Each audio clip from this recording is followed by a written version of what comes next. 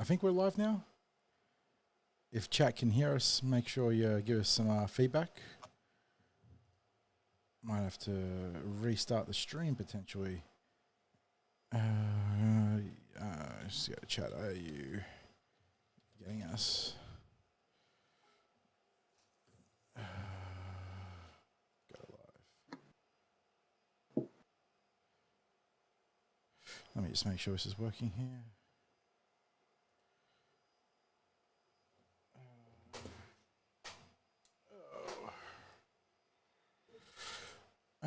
Yep, again, you're okay. Sorry, just my broadcast software is telling me that we're not live, and I'm like, hang on.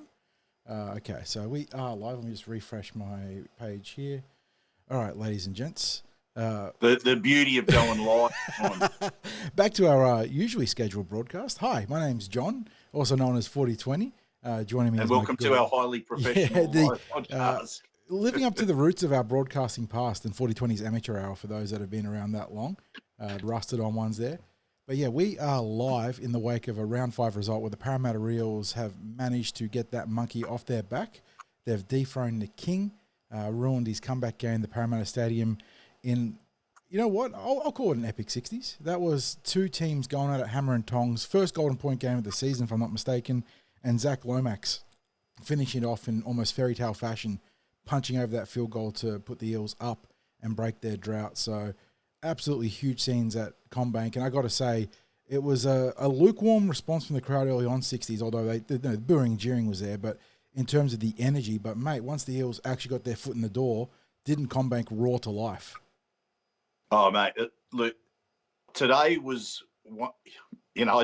We're not going to get carried away with what a win means for the season or anything like that. But today was one of the great days to be at CommBank Stadium. Yeah. In terms of being able to enjoy a really tight victory, just seeing the players respond when they needed to respond, seeing their joy after the win, the crowd ecstatic with the win. I've already let rip with expletives on Twitter, as I'm wont to do after a win. Mate, it just feels so good. So good to be able to do an instant reaction after a victory. And you know what, today, John, it wasn't a perfect game, and I don't care. And I don't even want to talk about, I don't know if I want to talk about anything that the Eels didn't do perfectly, because we could talk plenty about that. I just want to enjoy the win. You know, they say for the players, yeah, they have to enjoy every victory. You know, I don't care when people say, "Oh, you know, you can't enjoy that one. That was a shocker." You know, think back to the Eels last time they played the Dragons last year. But you know what? If you don't enjoy every victory when it happens, I'm talking about the players in the sheds. What are you playing the game for? You play to win. Yep. And they got the win today. I hope they're having a great afternoon. I hope they're enjoying a few drinks, a few yarns, just enjoying each other's company and soaking up the win, because we enjoyed it in the stand. I hope those of you who watched it from home enjoyed it as much as we did out there. John, before I go any further, shout out to our sponsors, Star Partners Real Estate, Auburn, Narellan and Parramatta, to Parramatta Leagues Club, the home of the Eels, where we were live earlier today. And a big thank you to Mary Kay for joining us to preview the game. And naturally, we all tipped the Eels. And but I think we nailed how it would come out. Yeah, I was 1 point off in the end, wasn't I? 24-22 was my tip, and you weren't far off either. Yes, it was, what did I tip? 22-18? 22-18 sounds right. Yep. Yeah, I think it was something like that. Yeah, I knew it was going to be a tight game, and I think I said I'd accept a 1 point win. Well, guess what? We got that 1 point win, and we'll really dive into who brought the game home for the Eels today. And you know, there's certainly one player in particular that is going to get a lot of the plaudits, but then there's a collection of other players who really deserve praise for what they were able to deliver on the field today. And of course, just simply all 17 players for getting that first win and getting the monkey off the back for this season. I think that's a win which can really help the mindset. And who knows, they might be able to get a few wins in a row here fingers crossed in that regard. So, John, I just preempted what we're going to talk about. I thought we had an absolute star performance today amongst a number of good performances. But Junior Paulo, that was one out of the box for him. It's probably the best performance that we've seen from Junior for a little while. Simply, and it's not to say that we haven't had some good performances from Junior in recent seasons, but that was just an absolute cracker. That was a real captain's knock. It was one of the best performances that I've actually seen from Junior in his career. And that's saying something. It wasn't one of those games that had a whole collection of highlight moments. It was just a big effort game from him where he really and truly led from the front on both sides of the game. Yeah, 2 bone-rattling hits really set the tone, didn't they? One knocked the ball 3, caused an error inside the St. George red zone, and the other came late in the game when you could tell fatigue was setting in because it was hot out at Combank 60s. That sun was blasting. We were baking in the sun in the stands. You can only imagine how guys were feeling. I put on the sunscreen and I still have my complimentary Zac Lomax placard that the club was handing out, using it as shade. Had the hoodie going up as well if the sun is on. So I was trying to stay sun smart there, and I couldn't only imagine what the players are feeling. And Junior just found that extra gear. And I think what's most pleasing to me, 60s, is that this isn't just a bolt from the blue for Junior. After a poor start from not just Junior, but for the entire team, don't get me wrong, in rounds 1 and 2, we saw him lift in round 3 against Canterbury and followed up with a really solid effort against Manly in round 4. So he'd been building here. And this was really, foundational steps for Junior, getting back to his best form. And then he delivered something right from his prime, didn't he, today? That was huge. 180 metres off 19 carries, a triplet of tackle busts. Same for offloads, very good offloads. And the key part was that they were good offloads. And then I think defensively, on top of those big hits, his work rate was great. Where are we here with Junior? 28 tackles. How many minutes again? Yeah, so 28 tackles, just the one missed. And he played in Golden Point in those scorching conditions, 73 minutes, including the full first half. What a captain's knock. And we've been begging for the core players in this team to stand up. And Junior hadn't been the one that we were sort of baying for there in the last couple of weeks, as I just mentioned, but he found that extra gear.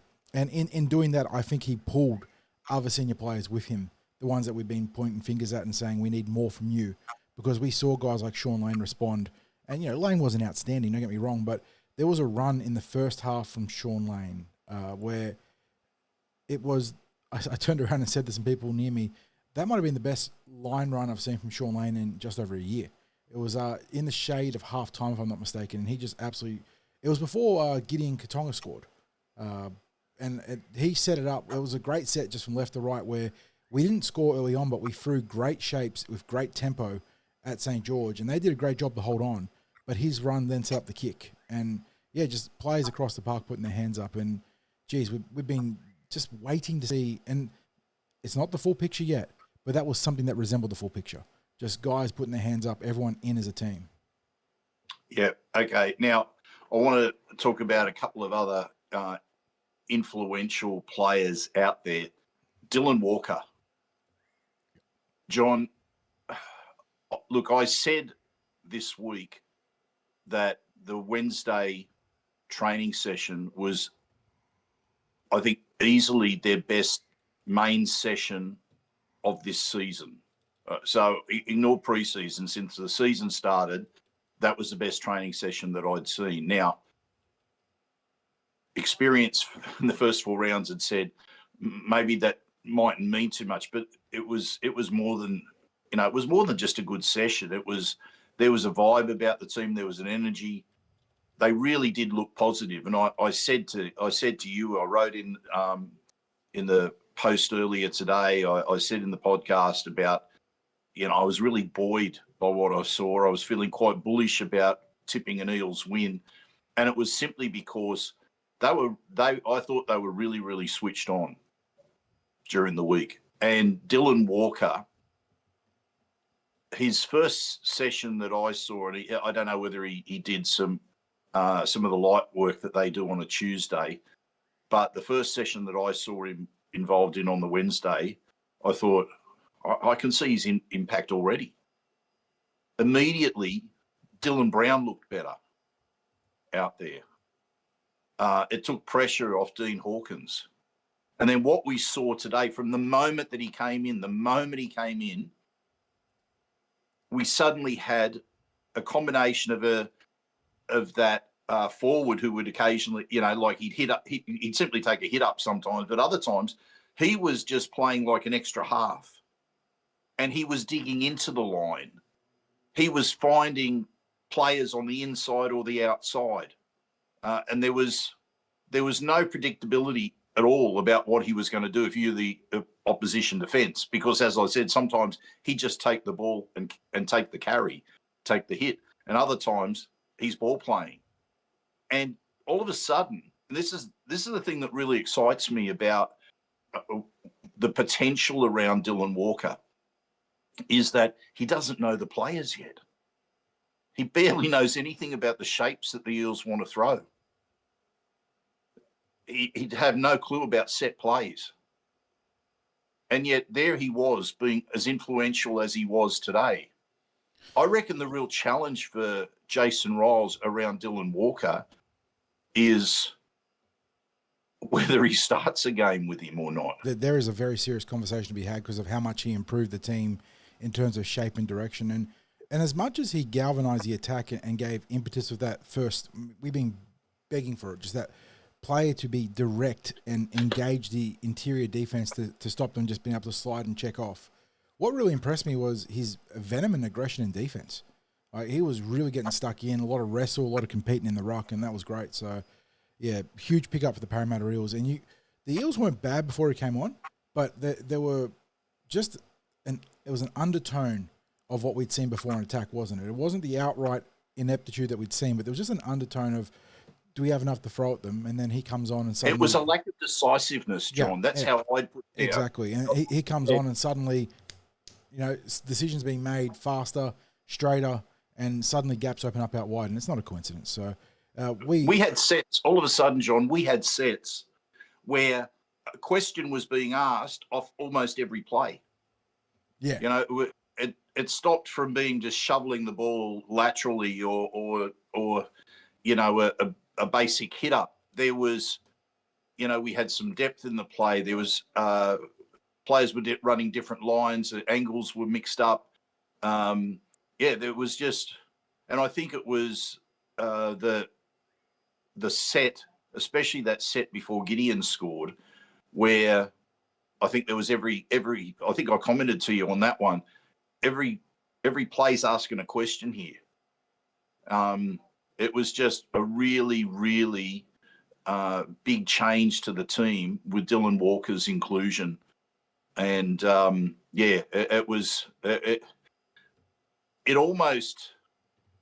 almost saved Dylan Brown. I mean, was Dylan so much better today? He was looking good from to his start credit. before. Yeah, he tried to get involved early on, and there was a couple of really good runs, but you could just see suddenly there was time and space for Dylan to dig into the line, to take the option to run. He did a lot of runs early on, and then that opened up Yongi down the left side, where he and Sean Russell found a lot of space and line breaks, and we couldn't quite convert a lot of them into points, but we were opening up that Dragons' right edge pretty comfortably when it came to that back half of the game. So, yeah, and look, I was going to joke, we got viciously attacked by a jubilant Phil Sim at the end of the game, and we all sort of had a laugh about just how straightforward it is, isn't it, 60s? That here we are, with 23 points to our name, obviously a lot more than 11 we've been averaging, and it just came on the back of simple, straight, direct football. And Dylan Walker, a huge factor there. So really, really good signs there in his first game. Like you said, I mean, I'm not saying he's going to be a Dally M positional player on the back of getting more integrated into Parramatta, but there is no doubt there is more underneath the surface now for him to dig into and start integrating himself into different shapes and concepts and patterns. So really looking forward to what he can bring moving forwards. And Jason Ryles has some tough decisions to make with how he's going to build that forward pack, because Walker didn't do much wrong. No. Now, the other impact that I wanted to speak about was Riley Smith. Now, I would have actually preferred Jason Ryles to have started with Riley as he originally planned. I think that there is definitely a line of thought where if you're going to be a very rare criticism for Jason Ryles in what was a banner day for he and the team. Yeah, I think that maybe starting Riley could have backfired. The Eels did enough to stay in the contest, but he made a difference when he came on. Yeah, absolutely. Everyone can see the tempo of the game picks up for the Eels, his energy.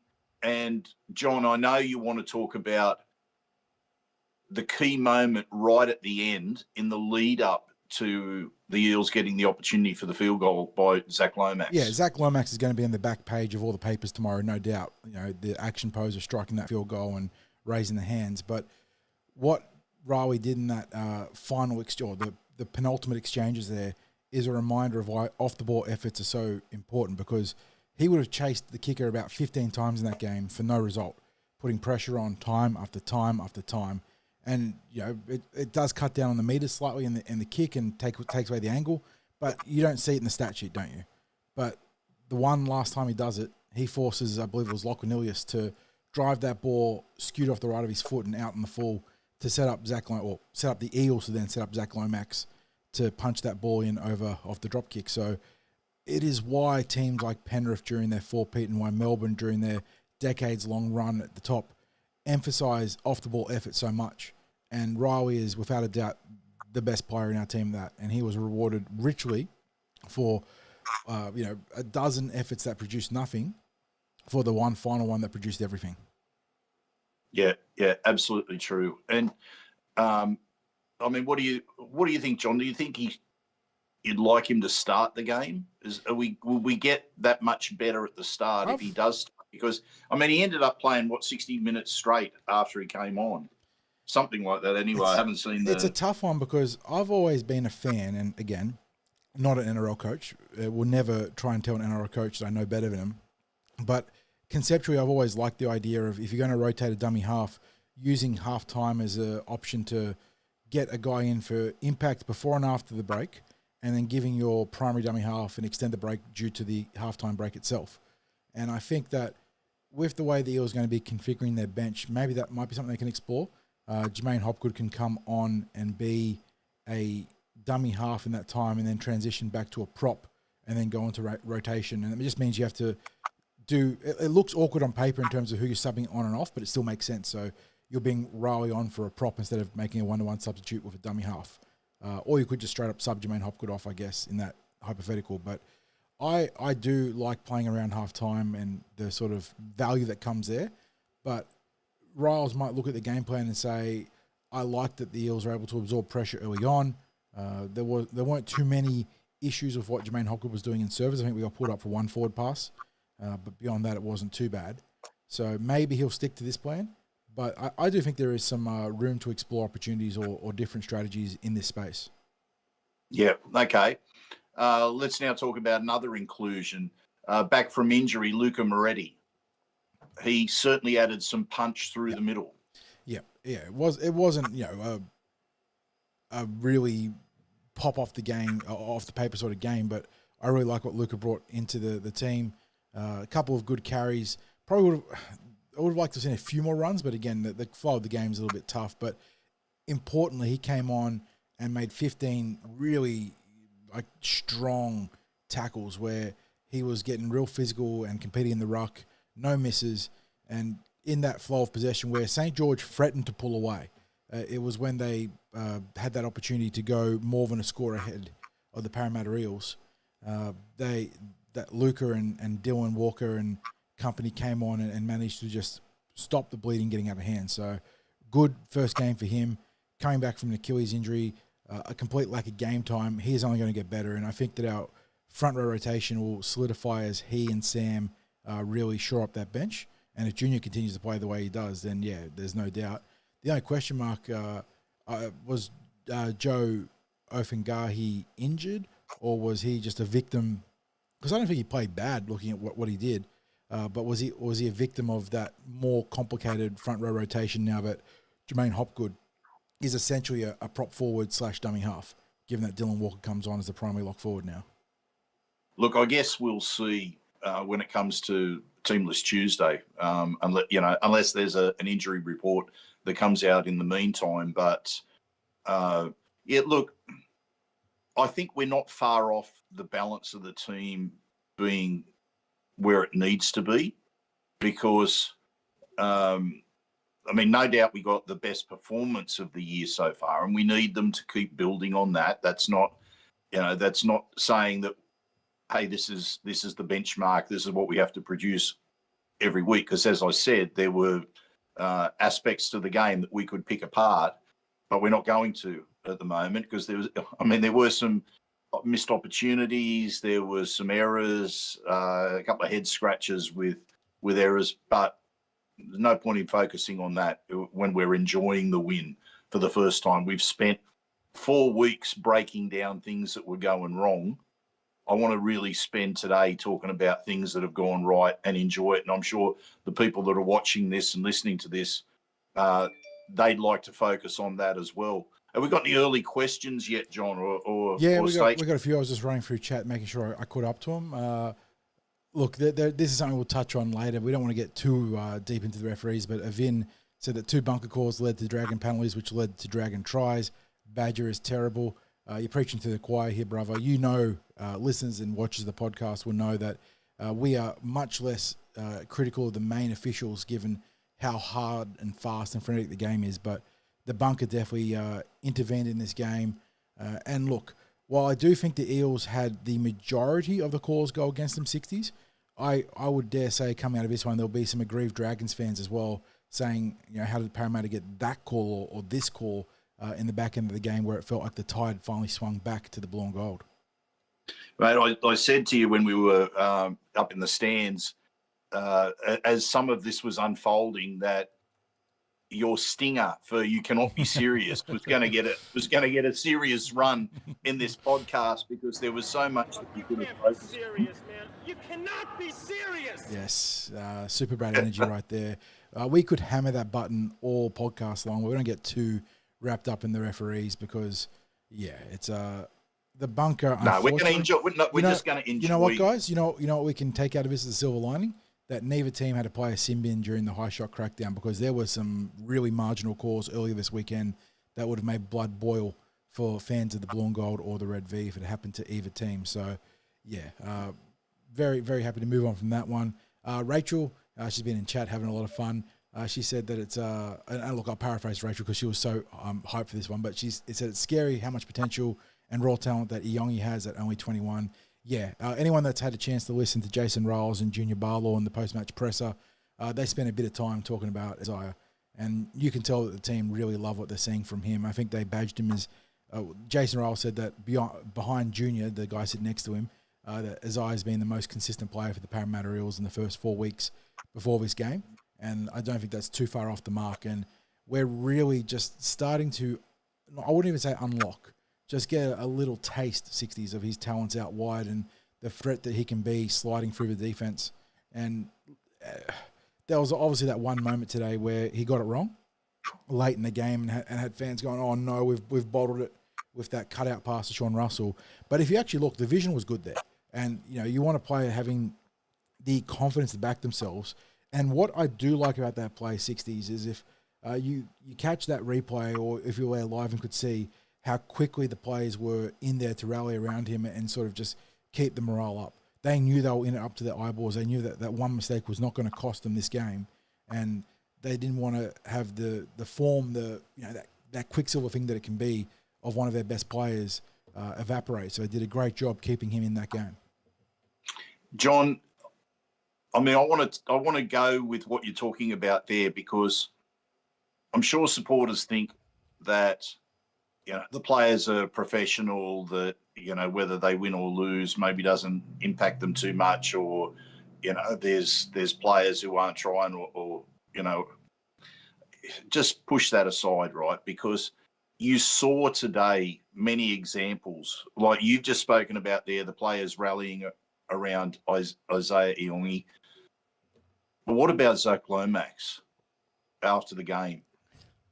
Like, his emotions were as raw as you could ever imagine.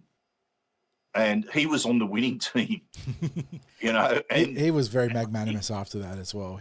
There was some great interviews with him across the various media platforms where he gave just very candid and emotional responses. So, look, big day for Zac, wasn't it, 60s? He didn't get a try, but was heavily involved throughout, critical goal kicking.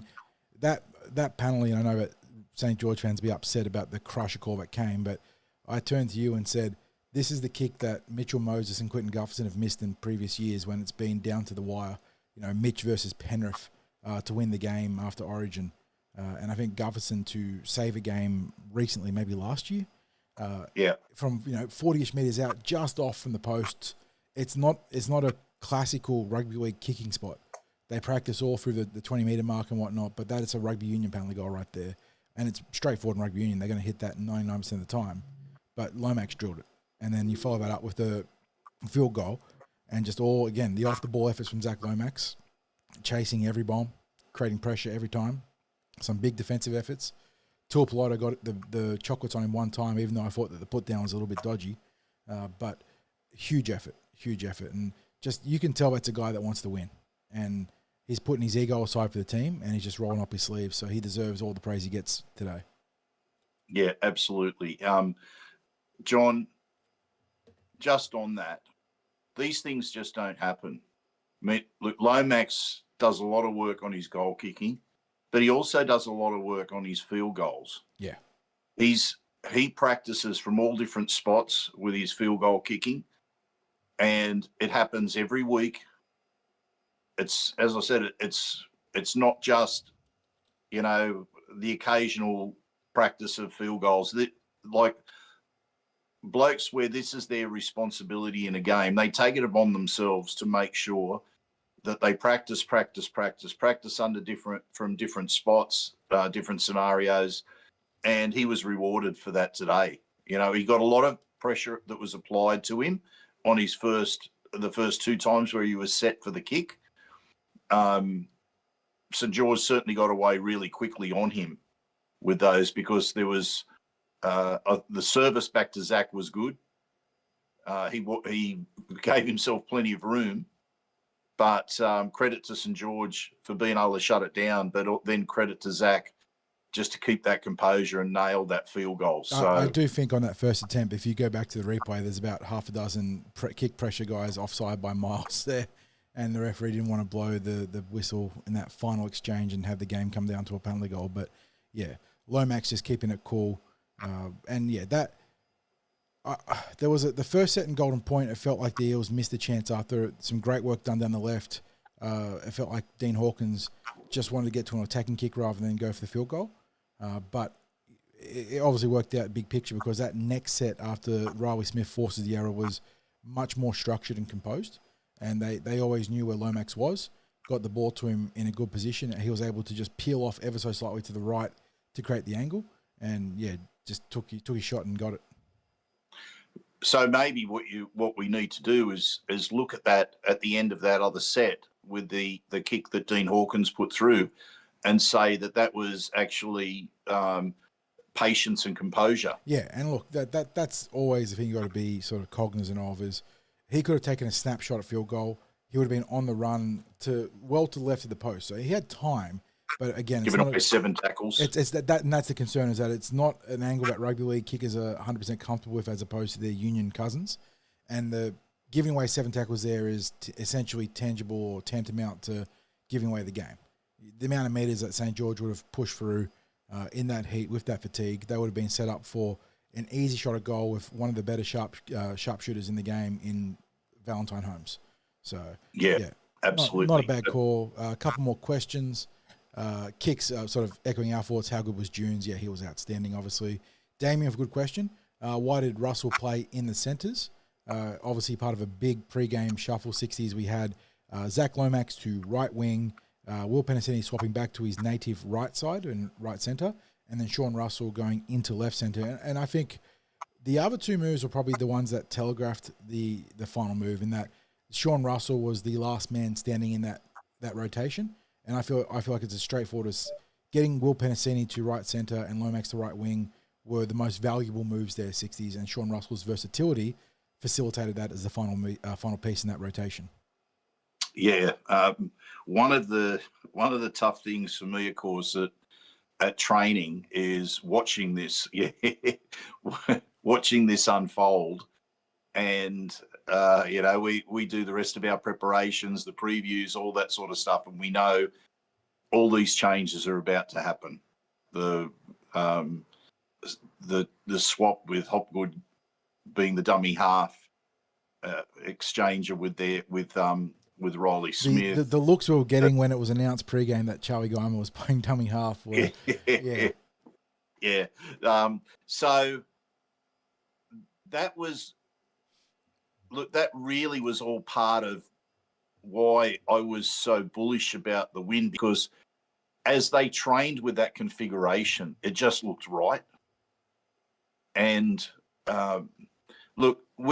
Sean's played a number of games at centre in senior grades, not a huge number. I think it might only be about 14 or 15 across New South Wales Cup and NRL. But he's been a versatile player coming up through the ranks as well. Could play fullback, centre, wing. In fact, in the PM's 13 last year, he played centre from memory. He did. Yeah. So, yeah, and I think Jason Ryles doesn't mind him at centre. I think he feels that he can get some value from Sean in that position. He was actually away except for the ankle tap or the heel tap that happened. That was the game right there. Late in the game. Yeah, it stopped a certain try. Yeah, so when you got Russell breaking the line, you got the Fox screaming up on his outside. Iyongi working back on the right, I believe. Yeah. On the right, yeah. So it looked like it was going to be a certain try. Of course, you got to execute it, but so it was a big ankle tap that happened.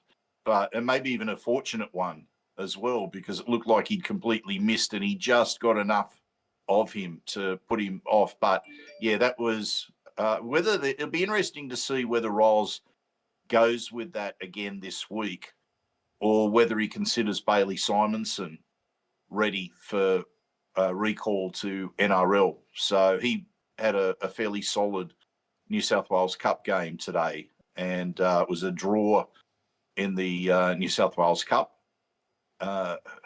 In fact, we should mention as well, before we go any further, so far it's been a productive round for the Eels, because we've had victories in Jersey Flegg and NRL. We had a draw in New South Wales Cup.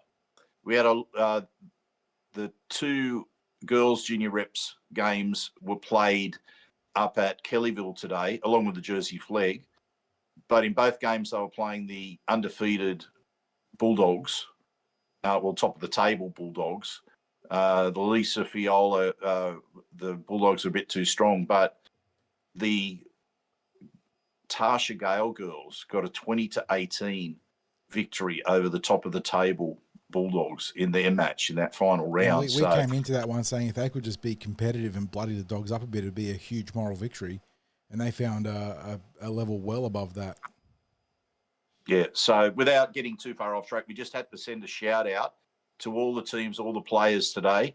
And, it was, as I said, a very positive one. The boys in the Mats and the SG Ball are playing against Manly tomorrow.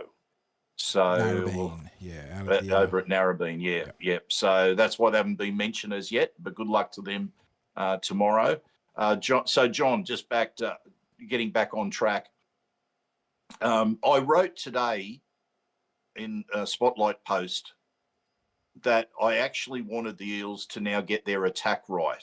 I wasn't saying defence was, perfect by any stretch of the imagination or not needing any work, but I honestly felt that we had to get the attack right to get the win. And it might seem like Captain Obvious when you're only scoring 11 points per game. But as I said, it had been a vicious cycle for the Eels, because if you're not putting the opponents under pressure with your attack, like forget about just the points aspect. If you're not putting pressure on the defence to really wear them out with what you're throwing in attack, then your opponents are going to have more energy for their own attack, which then puts greater pressure on your defence, because you're having to work hard against an energised attack. So getting that attack right was so critical. How close did we get in attack today, John? I mean, we scored some more points. What sort of level of improvement do you think there was? Can you put a percentage on it? Would you? Jeez. How can you talk it up? Let's keep it positive too, John, rather than That's really dwelling interesting. on. Yeah, I'm just trying to. I really liked the shape down our left edge today. It felt like the Dragons were there to be picked apart almost any time they ventured down that edge. And I think if that left edge goes back and has a review, which obviously they'll do internally, there'll be a few things here. I think, Sean Russell maybe not finding the Fox on one play, Dylan Brown not finding interior support for what would have been a short try, needed fast hands when the Fox got that basketball pass back into him. But there was a couple of things here and there where they could tune up. And then our right edge was a lot simpler in its execution. I think it was more get the ball to Will Penasini and let him sort of run downhill, which is a little bit disappointing. And I think obviously that'll be the biggest area or sector that's got room for improvement.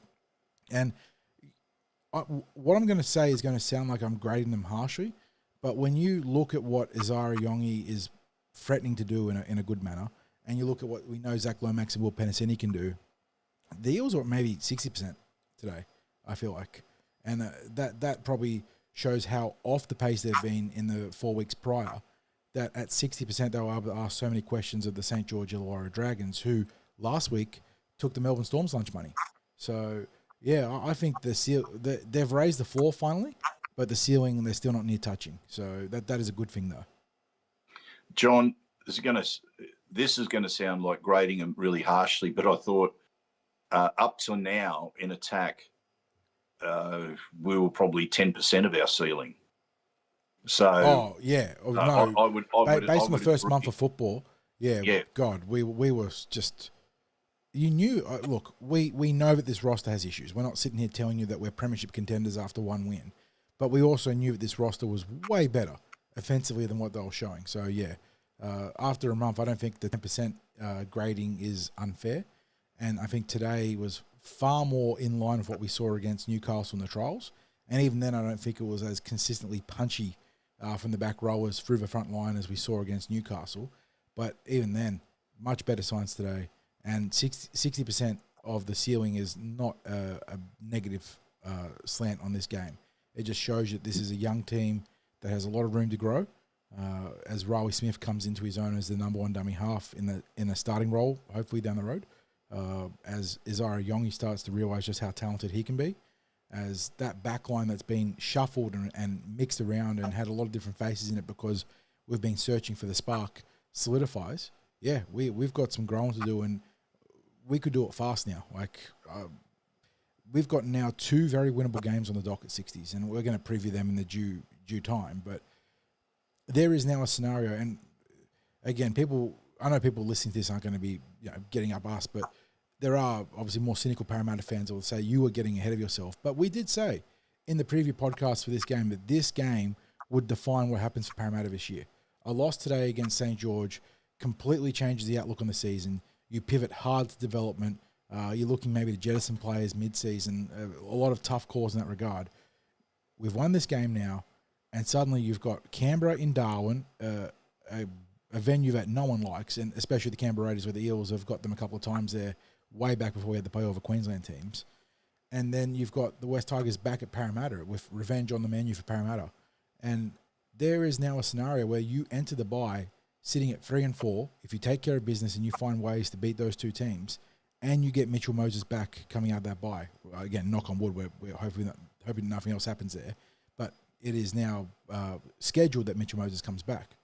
That completely changes the outlook on this season. So this win today was pivotal. Seeing the growth and the actual buy-in from the players and what Jason Ryles and Scott Wisemantle and Nathan Brown have been trying to enforce into them. And Sam, don't forget Sam. And Sam. Look, Sam, yes, I've got to give the big man credit too. More defensively slanted, I think, but definitely has some input there in attack too. And yeah, the players buying in and Dylan Walker helping straighten that attack, they're beginning to taking the first steps into realising the sort of attack they can be. And that's Not to say they're going to be putting up 30, 40 points on every team every week, but they can now ask questions of good defenses. And again, against Manly, as much as we had our issues playing direct, Sean Russell had a hat-trick if we just executed the final pass properly. So that was last week before we had Dylan Walker straightening the attack and everyone playing off of that. So good signs. And that 60% grading means that we can do better. John, you just said if we had have executed the final pass correctly, yeah, it didn't seem to matter for Latrell Mitchell last night. He throws a gridiron pass that gets didn't matter the for St. George too for one of their tries that was taken away by the sideline, thankfully bailing out the bunker or bailing out the officials. Yeah. So. Oh my goodness, how on earth that passed muster? You know, and the thing was, if the foot hadn't gone into touch, there was the try to the Dragons.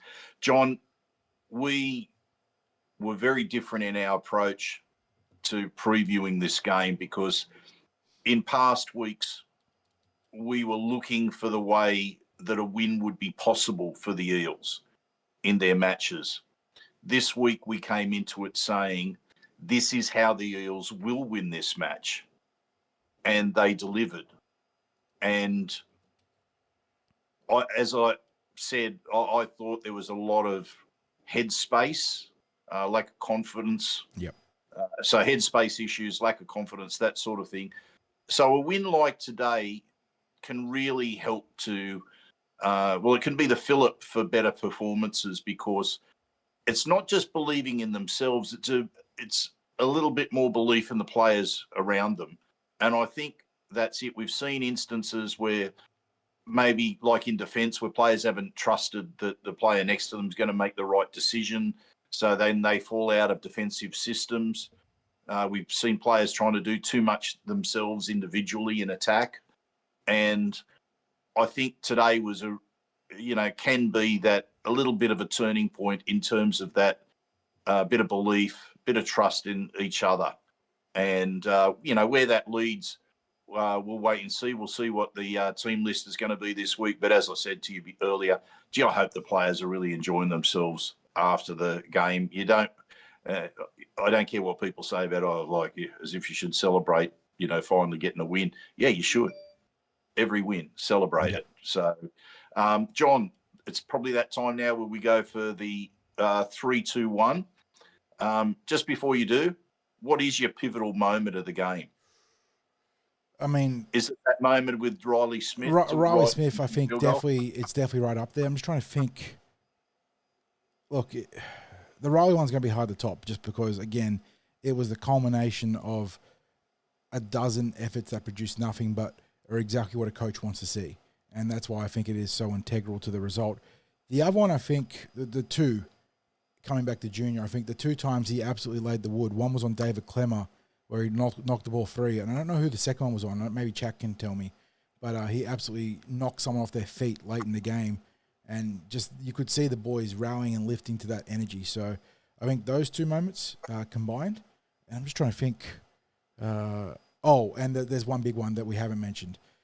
We sort of alluded to in the pregame that duel between, or the potential duel between the King and the Prince, Gutherson versus Iyongi. And while Gutherson had a great day, 2 tries and a try assist, Iyongi responded with a gorgeous try assist of his own to Josh Adokar and a scintillating try, an individual effort down that left edge as well.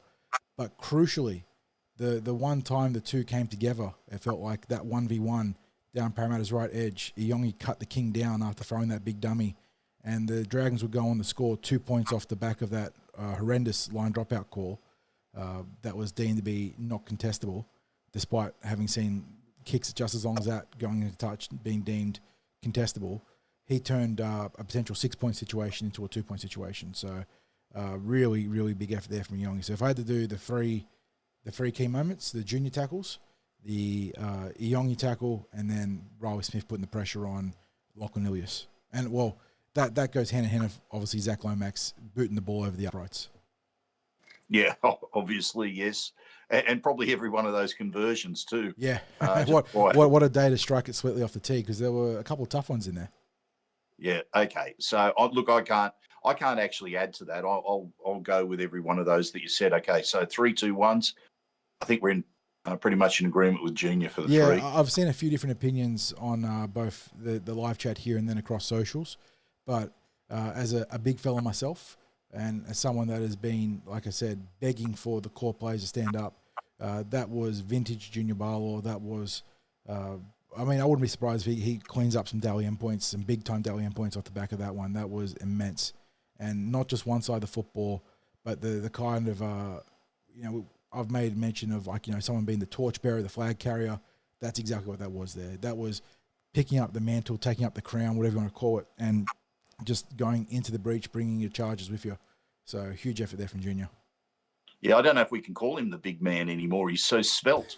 It's okay. So you go up to him and tell him he's a little man and see what happens. Yeah, no, I didn't say little man. I used the word svelte, not little. Svelte. Okay, John. What about the 2 points? Oh, this is where it gets very contentious, but I got a couple of guys that could be getting points that aren't going to get points today, and it sucks. But even with the errant pass, the spotlight was on him today. 60s. The Dragons came after him in the air. He had a couple of spectacular takes that we didn't even mention.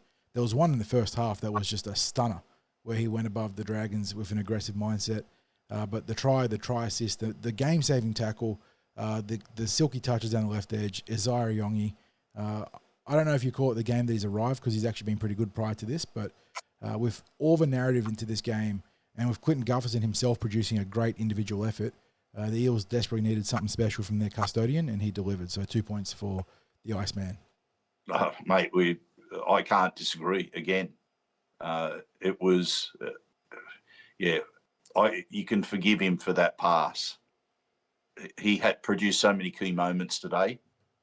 Yeah, 2 points. Yeah. And you won. Oh, and this is where someone's going to flame me, because there's too many good players missing out here.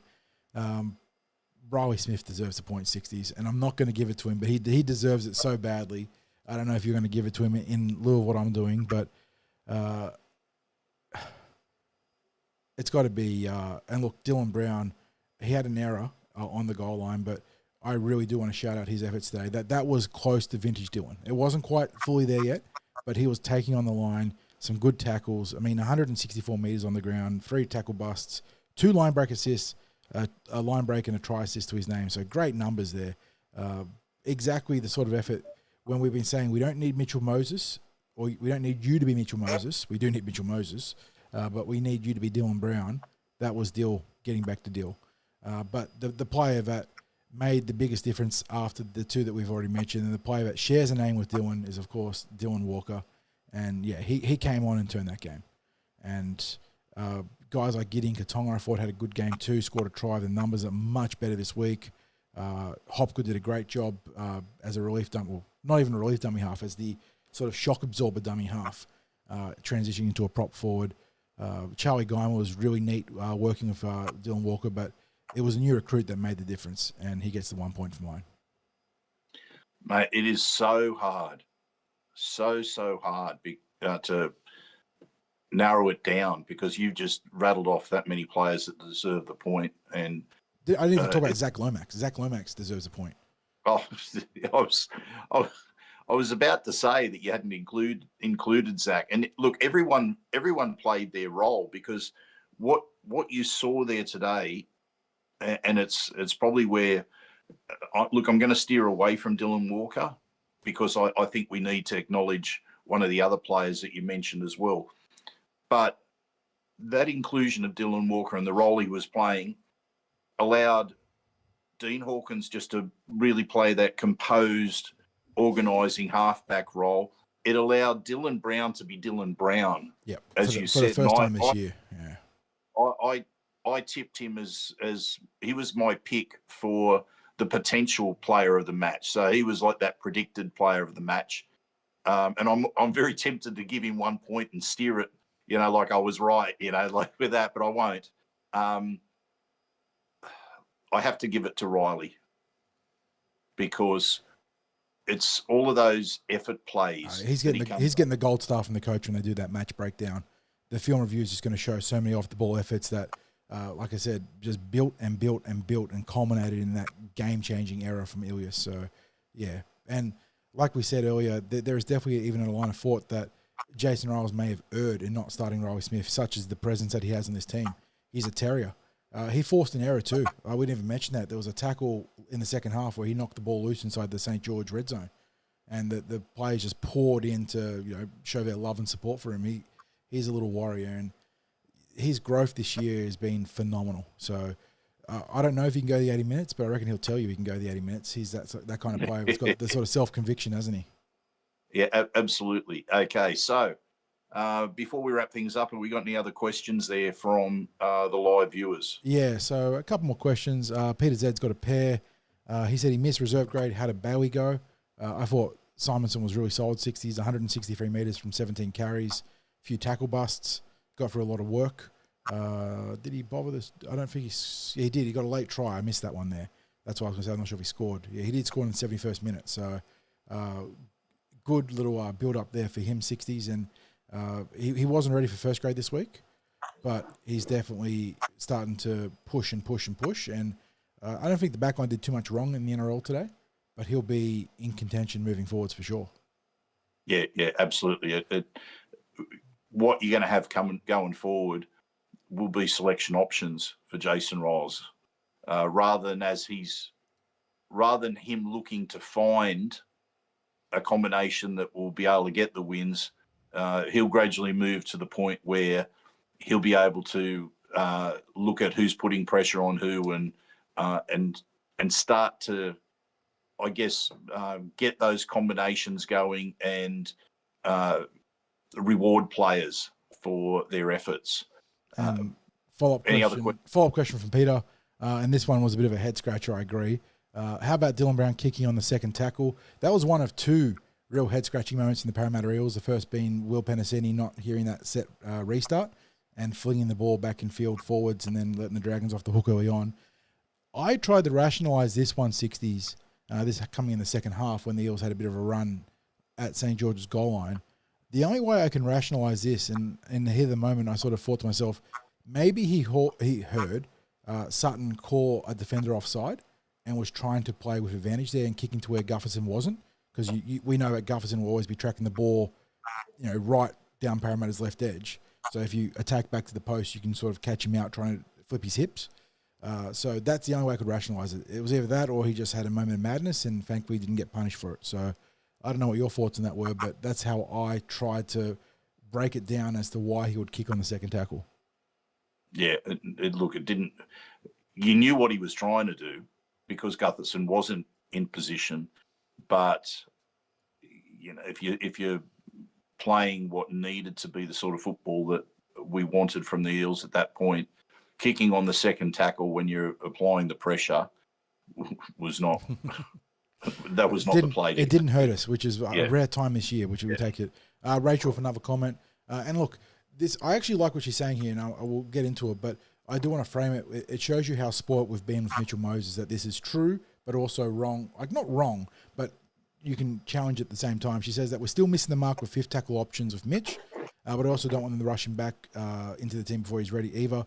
And that comes on the back of what I thought was a really solid effort from Dean Hawkins.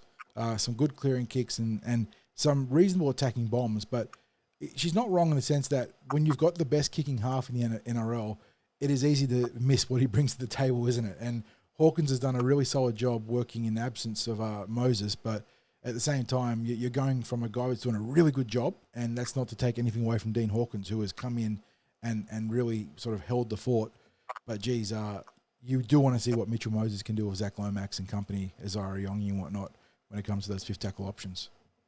Look, I'll tell you what I like about Dean Hawkins is he is so composed in how he plays the game. He's not overawed by playing first grade. He got absolutely belted at 1.2 and just bounced back up and got back to business. Yep, absolutely. So he is a real calming influence out there at a time when the Eels needed a calming influence at key points. So look, as I said, he was able to be that halfback that we needed today because, and this is what I said about, the balance felt a lot better today because Dylan Walker was able to play that role of digging into the line and looking inside, looking outside. We were attacking both sides of the ruck. Just a lot more questions that were being asked. And as I said, it allowed Dean Hawkins to play that game manager role. And Dylan Brown could just be Dylan Brown, as you said earlier. Any other questions, or are we just about ready to wrap it up? Avon has a good question saying, what was it like live? Our line speed looked slow, as did our speed of the ball and attack. And now I will say that defensively, I thought that was our best line speed all season. To be very frank, I think we belted the piss out of the Dragons defensively in the second half. It felt like had them really hemmed up inside their own quarter, own half for good runs. But it's interesting because he brings up a good point with the ball in hand. There were a lot of times where we did not look speedy with the ball on attack 60s, and we still found great success. And it is very much a representation of how important it is to create spacing and to create that initial commitment to the interior defense.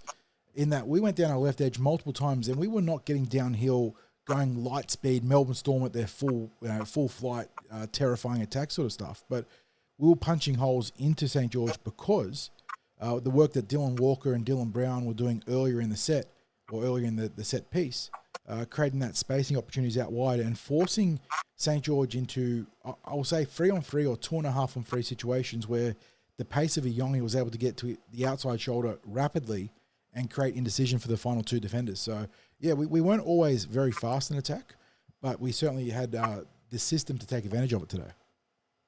Yeah, there were a few moments where you almost felt like yelling, "Do something," because it was like it was, as you said, it was moments of slow motion. But, I'm going to come back to what I said earlier today. I don't want to focus on the things that we should have done better. Yep. Because I just want to enjoy this podcast, John. I want to just talk about the good things. We deserve it. The players deserve it. Everyone that was at the stadium or watching on TV today deserved it. So, yeah. How are we going with any more questions? Yeah, got a couple more questions / statements worth sharing. We got Josh, good mate Josh there, saying on the Iyongi hype train here, saying Iyongi's doing what he's done without Moses, a down on form Brown, multiple sevens, because obviously we've had a couple of different players in that jersey, and under 10 first-grade names to his name, and it is very impressive. Agreed. And again, you go to that press conference and you can see Jason Ryles has a lot of faith in his number one. And you can tell he feels that Iyongi hasn't realised just how good he is. So really good signs to come here. And again, once you get Mitchell Moses back and once you solidify that middle, I did see a comment from someone in chat. I'm sorry I've missed it, but someone did mention getting on Iyongi for Rookie of the Year. There is some value there to be had. Now, you shut up, Craig. You can't say anything about this because you will kill someone. But there's definitely some value to be had there. Iyongi's really coming into his own. And then lastly, from Sonic Boom, can I say the Reggie's attacking structure looked really good? I dare say it's a good reflection of the style you've seen or been seeing at training. Yeah, and look, on the Reggie 60s, and we'll do a more comprehensive breakdown in the news podcast when we have a chance to wrap up the weekend. But of note this week for the reserve grade was Joash Papali moving into the front line, playing in that number 6 as a 5/8. And while I think defensively there were some struggles from both him and then his left and right men, just in terms of communication, I think there were separate tries with Araz Nanva and Tyrese Lakini where the communication wasn't exactly mint with Joash. Offensively, wow. And like just some great execution from Arthur Twiddle. Ryan Madison had his best game in reserve grade. So, yeah, the attacking structures in Reggie's today, very good. And unfortunately, there was a little lapse in the second half, which opened the way for St. George to get back into the contest. And that's why they came away with 1 point instead of 2, but still good signs. Yeah. And as you say, we'll break it down a little bit more in the news podcast. And Peter, you've got one last question about Dylan Brown being on the move for the end of the season. If you're here for the news podcast, bring that one back up for us, because I think that'd be good fuel for the Parra discussion there. Pending it's based on a question that was asked of Jason Ryles and what he feels is a non-committal response, Peter, that is. But we'll talk about hypotheticals of Dylan in the future. But right now, let's just enjoy a good game from our number 6 and hopefully what can be a bit of a igniter for him to get back to his best. Yep, absolutely. So thank you, everyone who joined us for the live podcast. If you're listening to this on delay on one of the other platforms, thank you for joining us as well. No matter what platform you're on, if you can give it a like and subscribe, maybe you might even consider getting involved with our Patreon, because that really does help us out. But anything that you can do that helps to spread the word of the Cumberland Throw and also get our content out to as many other Eel supporters as we can. We appreciate that. Everyone that comes up to us and in all seriousness, there is not a time when we're at the league's club or at the game where we don't get a lot of people coming up and having a bit of a chat with us, and we really, really do appreciate that. It's hearing the comments that people have gotten, whether it's positive comments or suggestions that they've got for us or just questions. It's just a lot of fun being able to interact with our listeners. So thank you for that. Thank you to our sponsors, Star Partners Real Estate, Auburn, Narellan and Parramatta, and of course the home of the Eels, Parramatta Leagues Club. And don't forget that we're there on home match days every week. It is the home of the Eels because they make game days so fantastic.